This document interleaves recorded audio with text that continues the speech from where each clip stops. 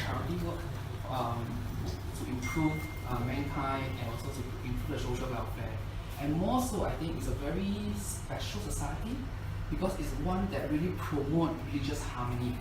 And it's so rare to find a place that that promote inter-religious talk or even harmony among the major religion. I think something that I rarely see, and I think it is so important in Singapore society. So nowadays, that we are a lot of quarrels among mankind and things like that.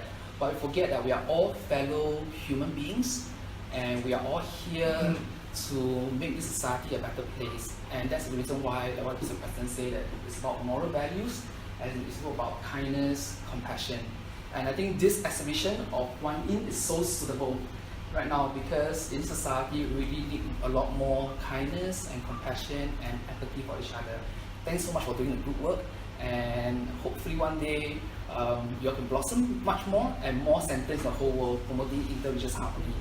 Okay, and I'd like to thank everyone of you here for spending your Thursday evening here to come and hear somebody that you don't know to give blah blah blah a talk.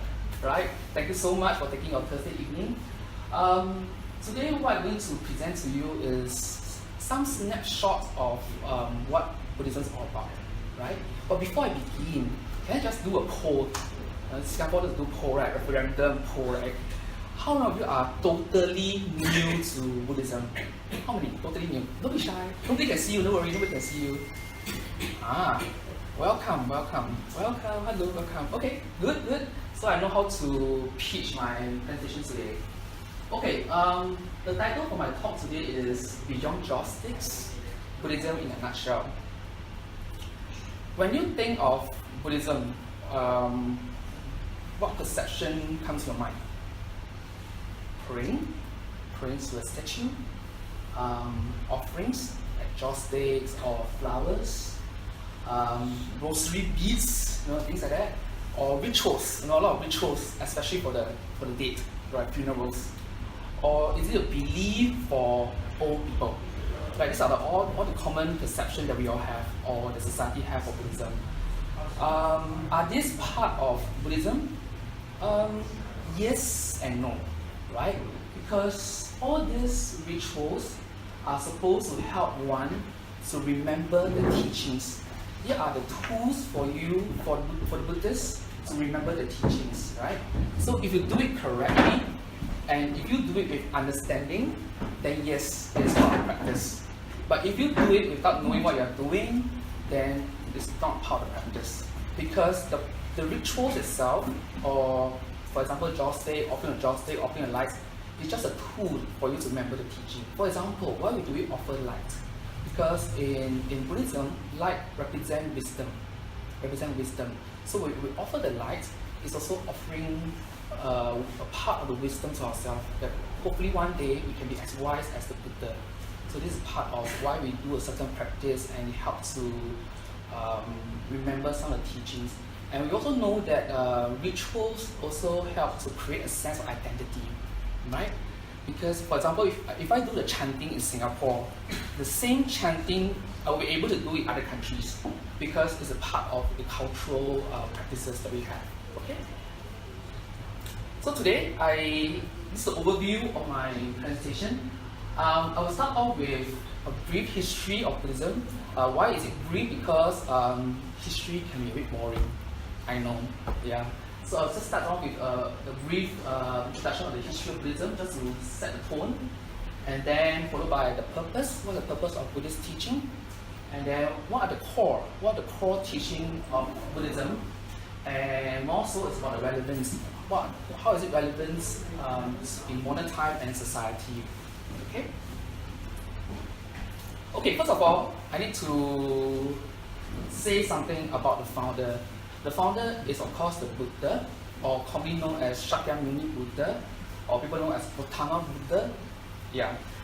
Buddha itself is a historical person, right? It's a historical being. There's certain conception out there thinking that Buddha is a god, or Buddha is a divine being, or something like that. But really, Buddha is actually a historical being. And how can we be sure that Buddha was a historical person? And the best historical information actually comes from King Asoka. Do you know King Asoka? Okay, King Asoka is one of the important king in India that lived in about 200 AD. He's the one that conquered the whole of India and combined into one country. Because before that, India was very split, right? And King Asoka was the one that conquered the whole of India and made it a whole country, a whole republic. So he lived about 200 over years after the Buddha. So it's about 300 BC. Get the facts right, yeah. And King Asoka actually left behind edicts that is carved on pillars around the whole of India to mark important places and the teachings of the Buddha. And right now it's known as Asoka Pillar. And this is the example of Asoka Pillar that you can find in India now. Okay? And why is it important? Why is it important that to be able to use this as a fact that the Buddha actually exists is that for a king of such standing to acknowledge the existence of such a spiritual teacher, it meant that the teacher actually exists before him, and the teaching has actually passed down from generation, right? So it's reasonable to assume that the teacher actually existed.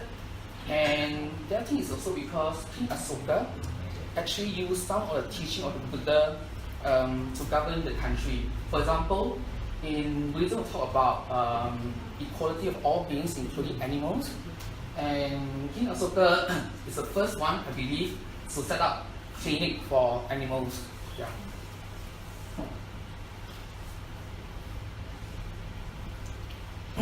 So, who is the Buddha? I need to say something about the life of the Buddha before I go into the core teaching, because I think it's important to know the founder. Buddha was born into a Sakyan kingdom, and right now is situated on the on the border of the modern day where India and Nepal lies. The ancient name that his birthplace is called Kapalivastu, right? But right now it's at the border of Nepal and India. In about 6th century to about 5th century BC, right? So he was born in the Sakyan family, and he was known to be groomed to take over the Sakyan kingdom. So from young, he was given very good education. He enjoyed the luxuries of life. It's like going to be a sultan, the sultan of Malaysia. So he enjoyed all the luxuries, and he was given a lot of education, warfare, you name it, because he was supposed to be the leader of the kingdom. But despite of that, the Buddha, or the name is called Siddhartha, observed the meaninglessness of life pursuit. He enjoyed so much, but he observed that something is missing. Because while he enjoyed all this luxurious item or life, he saw that life is impermanent, and he saw that everyone is subject to aging, subject to disease, and subject to death. So it came to him that all these things that he enjoyed actually don't last, and he wants to find something that is more meaningful and the answer to his spiritual quest, right? So he left home at the age of 29, searching for answers. So he went to many different teachers to search for answers to life and to search for meaning, how to solve this death issue, or even sickness, and how to solve this whole life of not perishing. And he gained enlightenment at the age of 35. So he searched around for about 6 years, and at the age of 35, he found the answer. He found the answer to life, right? And to discover the way to enlightenment is through the middle way, or commonly the Buddhists know as the Noble Eightfold Path. The Noble Eightfold Path is a practice that we do to be able to understand what life is all about and to escape from the suffering of life, right? So it is a practice that avoids the extreme pursuit of sensual happiness and modification. And this is very important here. Why? Because because the India context, right, at this time, a lot of people are actually searching for answers. It is a booming of a spiritual pursuit or awakening in this time. So a lot of people try to find for answers, because try to find answers to life, what to do, and things like that. So there are basically two directions they go to. One is hack lah, life is only one life, we just enjoy to the best that we can, just hack it, right? So that is the pursuit of extreme sensual happiness. And the other school of thought is talking about self-modification. It means to say that this body is actually a burden to us. So we need to torture it, keep on torturing it until the soul can escape from this body and reach enlightenment. So this is basically the two schools of thoughts at one time. But the Buddha found a way, we call it the middle way, which is to avoid these two extremes, which is to control yourself, not to go to the two extreme side, and then to see what life is all about, and to understand about it, and to find a way to it, right? I'll explain a bit more on this later on in my talk on the core teachings, right? So he mainly expounded the Four Noble Truths in his next 45 years, and his teachings are now collected called the Dhamma, right? Dhamma is in Pali. I know the more commonly used word is called Dharma, D-H-A-R-M-A. That is in Sanskrit. It's just a language differences. Just like Teochew and Hokkien, right? Teochew Hokkien, almost similar, but different pronunciation, right? So it's called known as the Dhamma. And who was in his ministry? In his 45 years, he had disciples from all walks of life, right? From the royal family to businessmen to even prominent teachers from different philosophy, from different schools, and all the way to untouchables, right? And this is very important because in this society, the untouchable are not supposed to learn, are not supposed to have any spiritual pursuit. They're just there to do work, just do work. They're like slaves. They just do work for the royalties or for the business people, for the businessmen. But his teaching is so special in his time that it attracted different people, and the things that he never discriminated any person on account of age, gender, caste, economic status, or intelligence. There's no discrimination at all, right?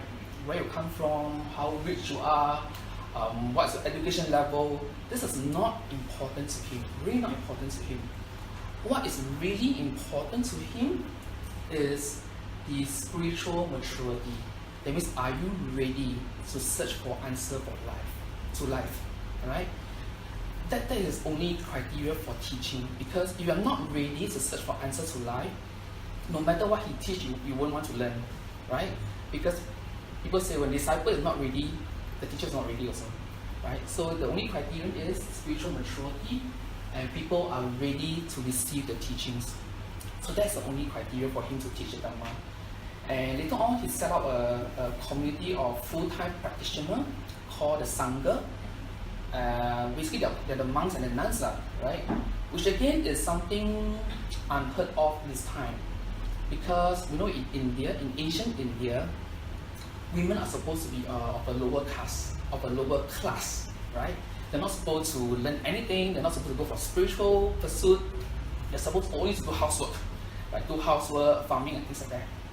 But he allowed women to come to his community to learn. Because in his view, everybody is the same. Everybody has potential to reach spiritual maturity. So his community consists of the monks and nuns, and the other special thing about him is that there's an interdependent relationship between the Sangha, the full-time practitioner, and the lay people. There's this relationship. The lay people will give material things to the Sangha, the full-time practitioner, and in return, the full-time practitioner will give teachings to the lay people. That's how the relationship has been passed down from 2,500 over years ago, right, until today. Okay.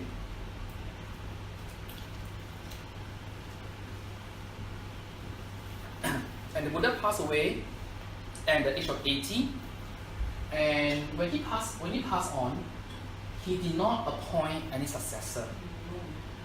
And this was also a very unique approach, Because the reason why the Buddha taught or the Buddha teach is not to set up an organization. It's not set up a religion, movement, or even not to promote him as a leader. The reason why he teach is because he felt that people need to know the answer to life, and people need to know the way to fix the mind. That's the only reason why he teach. He's not there to set up a huge organization, and after he passed on, people still remember him and still appoint leader by leader and a lineage like that. It's not like that. Because he don't believe in doing a lineage thing. His main concern is about how people can be more happy. So that's the reason why he said, let the Dhamma, which is the teaching, and the practice to be your guide. Because these are the most important thing. Once you have the teachings, and once you know how to practice, human can be much happier and live in a more harmonious way. Okay? And his teaching was then compiled by his disciple, and now known as the Pali Canon. So the book that the Buddhism has is called the Pali Canon. What is the purpose of Buddhist teaching? First is that we need to understand the mind, because the Buddhist teaching is all about understanding the mind. If you want me to summarize what Buddhist teaching is all about, it's all about the mind. To understand the mind and to fix the mind, right? And the first thing that he taught is that the mind, we have the habit to chase after things relentlessly, be it material things, be it fame, be it power, etc., etc., thinking that chasing of external possession actually brings us happiness. But the Buddha discovered that this habitual chasing tendency of the mind is the one that brings us dissatisfaction. We chase one thing after another, one iPad after an iPad, one iPhone after another iPhone, and there's no end to it. There's really no end, right? And he knows that there's no end to it, and this is the one that actually brings us dukkha. The Pali is called dukkha. I do not have a very good translation for this word, because dukkha, it can range from really suffering, mental suffering or physical suffering, to very minute sense of boredom, or in Singaporean language called the kind of sai hei, you know, sai hei. You can just call sai hei, yeah. The sense of uneasiness in you. I think you've felt that, right? In your moment of life, you've felt that at some point of life, it's not about the physical suffering or the huge suffering that actually bother you. It's about that uneasiness in life that you have, right?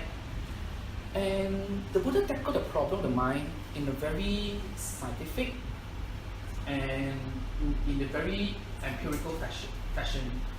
He's like a neuroscientist who understands how the mind really works and discover the way to bring us relief and happiness. And that really is the whole purpose of the Buddhist teaching. It's about knowing the mind and how to fix the mind. Okay? And to put it in a very modern language, right? It's about creating new neural pathway in our mind to achieve peace and happiness. How many of you are doctors here, medical field, or even psychologists, or this and that? You know about neural pathway? Okay, to put it very simply, neural pathway are like habits, right? Yeah, it's like habits. We all have a lot of habits, right? So the Buddhist teaching is actually to reverse some of the habits that don't bring us happiness and create new habits that bring us happiness. And it's all about tackling this mind. Okay? So having said that about the purpose of the Buddhist teaching, the next part of the presentation, I will talk about what are the core teachings of Buddhism. This will be very familiar with you all. Karma, right? A lot of people use karma very loosely. If you fall out, it's a karma lah, right? If you are rich, it's a karma also lah, right? If you win Toto, also it's a karma lah, right? So karma have been we've been using the word karma very loosely, so much so that nowadays it just means you're fated lah, right? You're fated to be pretty lah, you're fated to be beautiful lah, right? Or you're fated to fall down lah, right? But in actual sense, karma is not really like that. It is somewhat like that, but it's not quite. So, how is karma explained in Buddhism? It's essentially about the action or the intention that we have. Whatever we do, we have a certain intention, right? We have a certain thought process. And this certain thought process will create a certain habit or create a certain image in our mind that shape our choices in life, and so on and so forth. Let me just give you an example of how it's shaped. In my class, I always call this a sweet theory. It's called a sweet theory. We have two students here. Let's call it student A and student B, right? So student A is brought up in an environment thinking that everybody is evil from young. Don't know how. Maybe the parents say, oh, yeah, everybody is evil, I better be careful, whatever. Student B is brought up in an environment thinking that everybody is nice. It's just nice, natural, nice, and pure. So one day, their classmates, their friends, give them a packet of sweet. So when this student A received the packet of sweet, what would he think? Hey, why give me a packet of sweet? I'll try to get something off of me or not. You know, you're not so nice one, I know not so nice one. You won't be giving me sweet for nothing, right?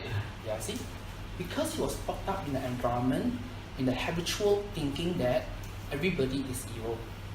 So the same action given to student A, he thinks that people are evil. But to student B, when the classmate gave him a packet of sweet, he will graciously say, thank you so much. You're so nice. I will reciprocate your kindness. Same action, same packet of sweet, but different response. And these responses are shaped by the choices that they made in their previous time or even conditioned by their experiences and by the thought process.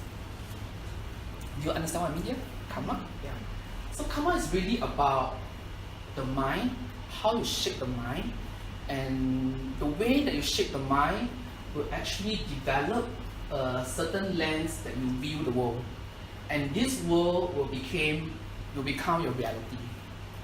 Another example that I always hear about, when there's a problem or when there's an obstacle that you face, is it opportunity or is it a problem? An obstacle can be opportunity if you view it in a very positive way, but a problem can also be an obstacle if you view it in a negative way. So it's how you view the world, and the way that you view the world is shaped by the choices that you make. And this choice that you make will create this thing called a neural pathway, or we call the habits in your mind to see the world, right?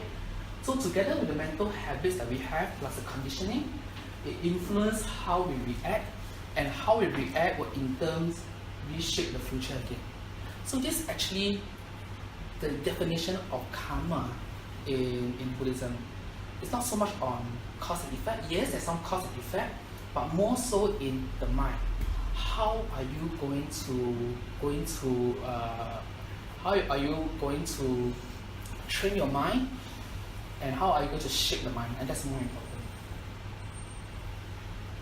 And to us, the law of karma actually gave hope, because if you go by my definition or the Buddha definition, karma is not deterministic, because it is within our power to make choices and to reshape our mind and reality with wisdom and understanding. So therefore, because of karma, we are reminded to make wise choices, because whatever decision that we make, we will live with the consequences of our choices and action. Okay? And when I talk about karma, I also talk about the next thing, and that is rebirth. Right? If you look at your mental decision as just moment by moment by moment, rebirth is just an extended version of the moment by moment decision. right? So the mental habits that we created and the reinforced mind state that we have shaped in the process will eventually lead us to the next destination of rebirth. Just like how some of us are connected with some of our friends, but are not connected with some of our friends as well. We have certain mental habits, right? And we find commonality in certain group of people, and we connect with them. Same thing. If I want to look at scientific explanation of rebirth, it's just about your mental frequency, what you are familiar with, and where you want to go. That's about it, right? And I know that rebirth is not something to.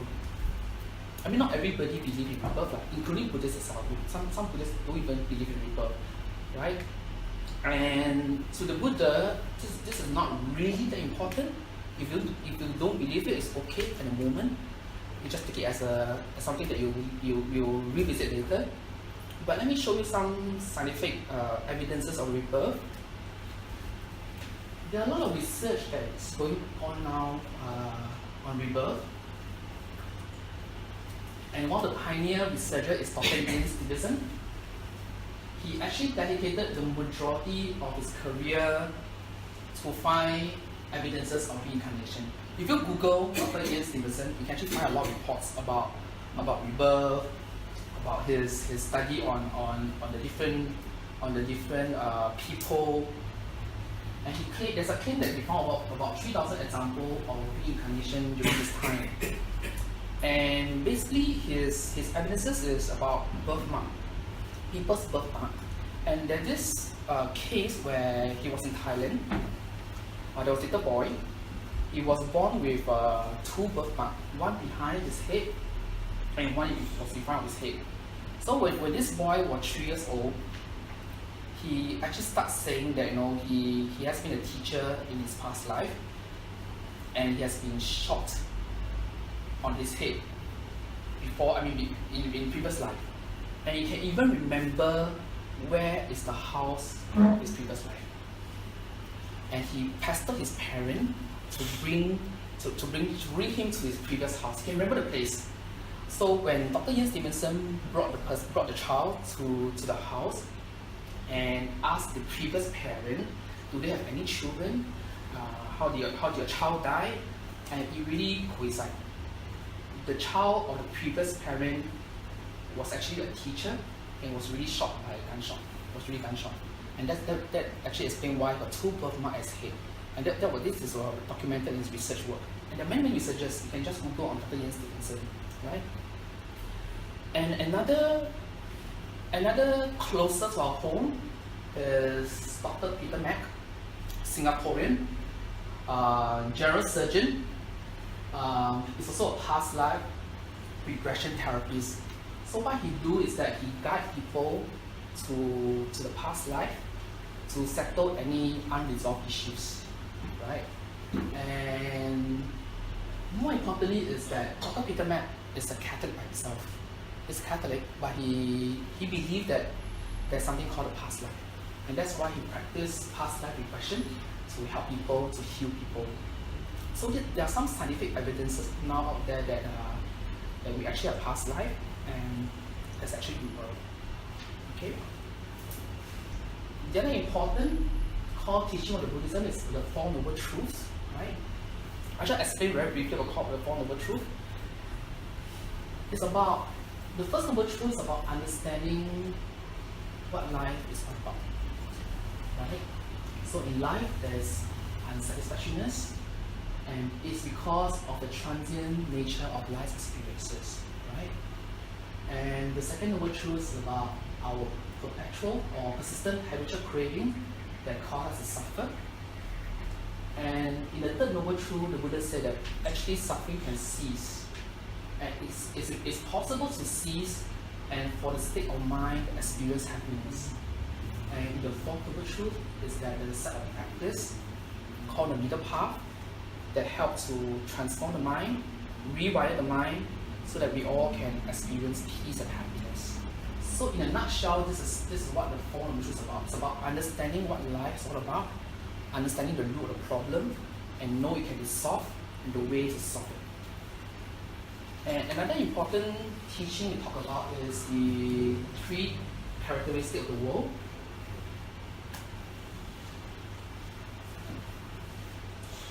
The Buddha described the world that we are in as three characteristics. The first one is about impermanent. We all know that, right? All things are transient and subject to changes. Everything changes, right? Last time used to be a handsome young man, but now maybe handsome also lah, but handsome older man, right? Or last time used to be a young beautiful woman, but now a more gorgeous women of older age. Yeah. So in yourself, you can look at yourself that even in this form, we are all transient and all subject to changes, decaying. And you can see our environment as well, right? Everything is subject to changes, right? So that's the first characteristic of the world. Everything changes and everything is impermanent. Second is about dukkha, it's about suffering. And because of the result of the ever-changing nature, things are really not secure, right? Everything around here doesn't give us that security. And this brings us to dukkha because we're not able to see and accept the reality that it is, right? And in the third characteristics, we call the non-self. It means to say that this is one part that is one of the most difficult to explain even to Buddhists. But I try to put it in a very simple, layman way that all things do not have an inherent nature, right? They are not fixed. They're not really fixed because they're always in changing nature. They're not fixed. And everything arises and ceases because of condition. They cannot arise on its own and cease on its own. Everything just arises because there are certain conditions that come in, and things cease because of conditions, right? And this also tells us that every one of us is interdependent. That's the reason why we need to help each other. We need to help society because how the society functions will influence us, and what we do will also influence society. And non-self to the Buddhist is also very empowering. Why? Because it means that we all can change for the better. We are not fixed. Given the sufficient conditioning, given the sufficient practice, and given the sufficient training, we all can change for the better. We are all not fated, we are all not fixed.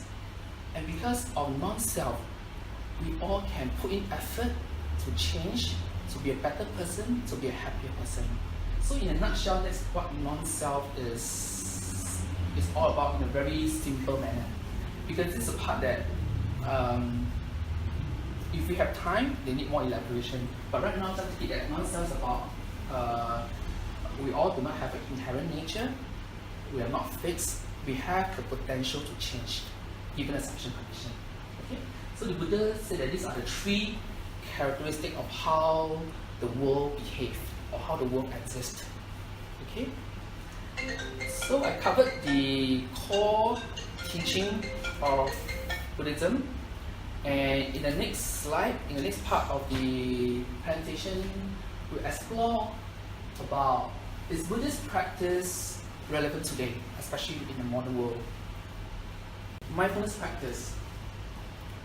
You heard about that? Mindfulness? It's really the buzzword now lah. Everything's about mindfulness eating, mindfulness shopping, mindfulness drinking. I even heard that mindfulness toiletry training or things like that. No, mindfulness now is the buzzword, right?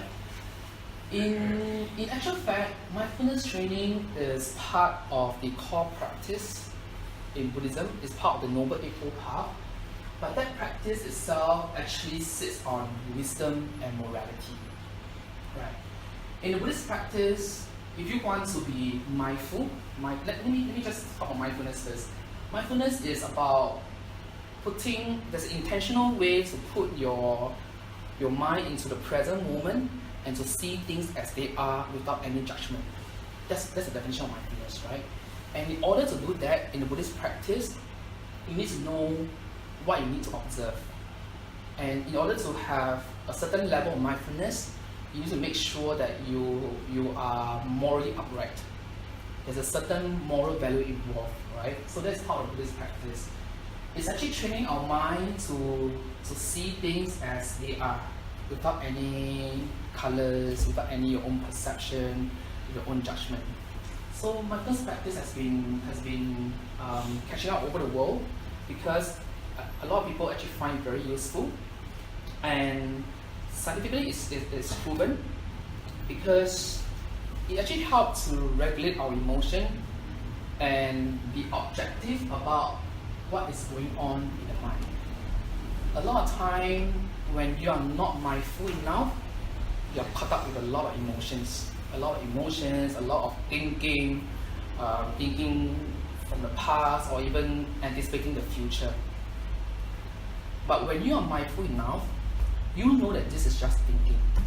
And when you are mindful enough, you're able to catch it and come back to the present. Right? And this is now being used in medical field.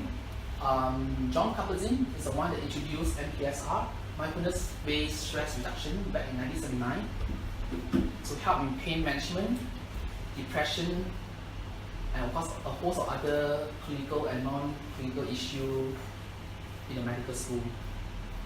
And we also have another one, Google, SIY, Search Inside Yourself, Mindfulness Training. It was pioneered by Tan Chik Meng, also a Singaporean, and it was introduced in Google in 2007. And mindfulness itself can shape the brain, because we talk about non-self, right? Even the brain itself is not fixed. It can be changed, right? And it can be changed to create new neural pathway.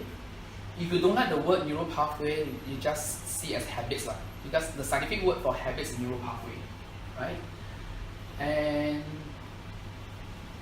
with mindfulness, it actually shapes the brain, and it actually alter the dimension of the brain to help in certain area.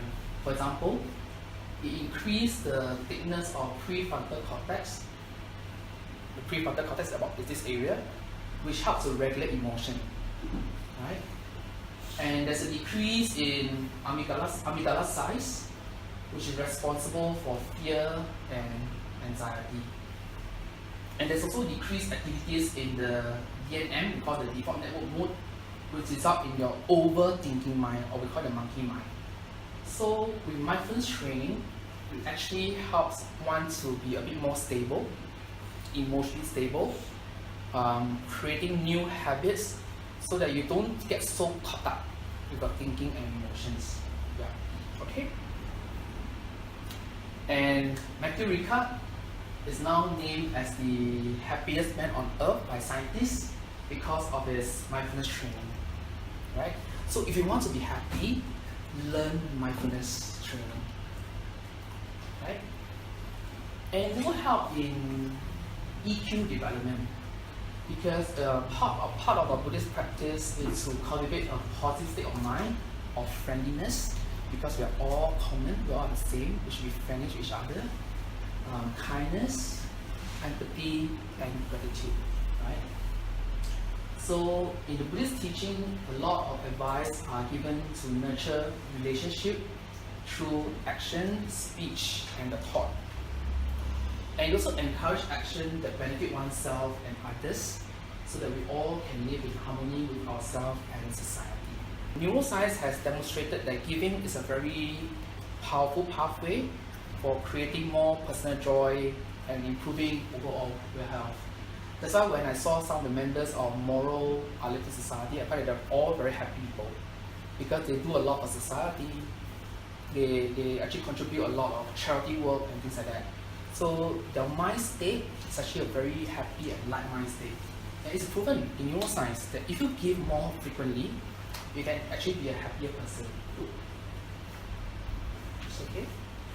And part of Buddhist teachings are talking about livelihood, because we all know that not every Buddhist wants to be monks or nuns, right?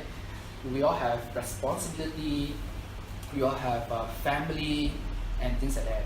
So the Buddha also gave very good advice on livelihood. How do you have a good livelihood? You know that you need to keep your job, right? You need to have a job to keep the family going.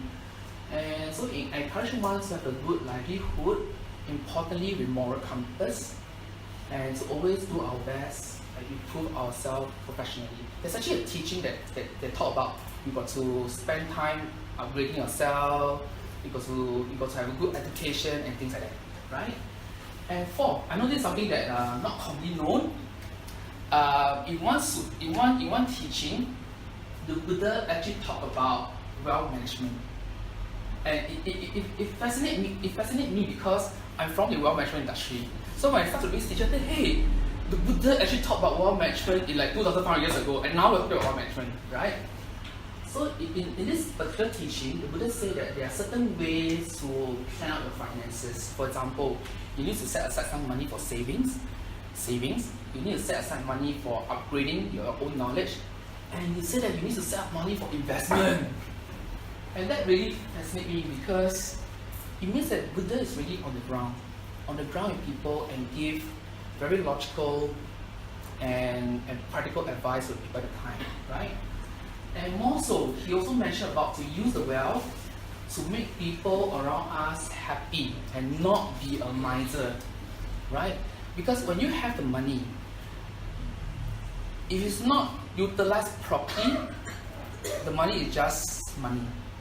But if you are able to utilize it properly, then the money itself can be a tool to create a better society. And that's what we talk about also, right? So the key takeaway for today is hopefully you have a broad appreciation of the history of Buddhism, the Buddha and his teaching, and understand that the teaching really is to help oneself to achieve peace and happiness.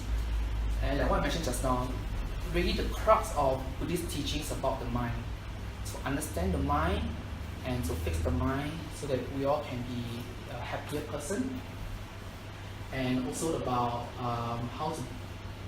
some of the ongoing research in the medical and scientific field that focus on Buddhist mind training, and also teaching on how to become a more harmonious and cohesive society, right? So if you want to know more about the life of the Buddha, I have some books here in English and Chinese. It's written by my mentor. It's about the life of the Buddha in historical sense, right? So this is the book that you have, and it's for free distribution here. Okay? And if you have anything that you want to ask after this talk, after the Q&A, you also can write to us. We actually are an informal group. We call ourselves the Jetavana Dharma Fellowship. Basically, we are an informal group of people that come together that hope to spread the teaching of the Buddha. So we actually go around giving courses in the Buddhist teaching and also in mindfulness training. We actually just ended a course at Buddhist Fellowship 2 weeks ago, but we are starting a next course in March. So if you're really interested, you can write to us. And thank you for your kind attention, and may the Triple Gem bless you.